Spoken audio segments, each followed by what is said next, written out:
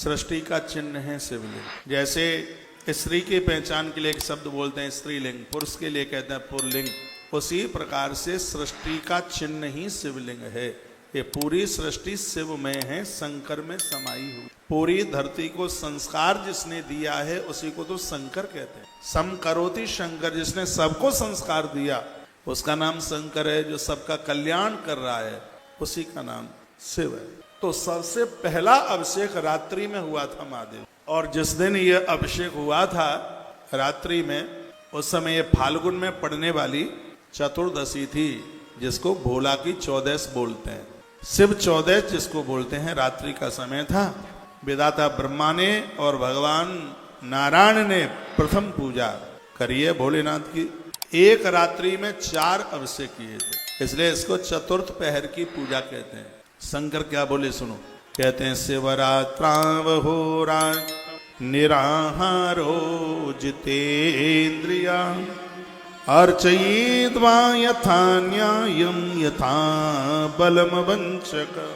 उन्होंने कहा, भगवान भोलेनाथ ने कहा कि जो शिवरात्रि को मेरा अभिषेक करेगा, मेरे 4 पैर की पूजा करेगा, निराहार रहकर बिल्कुल अन्न नहीं खाएगा, जितेंद्रिय ब्रह्मचर्य धर्म का पालन करके अर्चयित मेरी पूजा करेगा, उसको मैं बल यश संपत्ति और सन्मति ये सब कुछ उसको मैं उड़ेल दूंगा, किसी भी चीज की कमी नहीं रहने दूंगा, ये भगवान शंकर बोले। तो ये 4 पैर की पूजा शिवरात्रि को होती है। टाइमिंग्स में बता देता हूँ। पहली पूजा का समय क्या है, इधर देखिए। दूसरी पूजा का टाइम क्या है। घोर गरीबी का तो नाश होता ही है, बल बढ़ता है, बुद्धि बढ़ती है, यश बढ़ता है, सम्मान बढ़ता है। शिव महारात्रि को जो पूजा कर लेते हैं, वर्ष भर की पूजा का फल उन्हें मिल जाता है। तो इसी ग्रंथ में लिखा है, भी आगे श्लोक आएगा मैं बोलूँगा। तो पहली पूजा है, इसमें 9 से 10:30 आधे घंटे का गैप ले लीजिए, उसमें खड़े हो जाइए। आप नहीं, जब शिवरात्रि को पूजा हो तब की बता रहा। घूम घाम करके आ जाइए, दूध चाय पी के आ जाइए, अन्न मत खाइए। आधे घंटे में खड़े होके पाम बाम सीधे साधे हो जाएंगे। फिर 11 बजे फिर बैठ जाइए। 11 बजे से दूसरी पूजा शुरू हो। 1.5 घंटे की पूजा होती है। 11 बजे आप शुरू करेंगे तो वो 12:30 बजे पूजा। उसके बाद में फिर आधे घंटे के लिए खड़े हो जाइए, फिर बैठ जाइए, आके 1 बज जाएगा।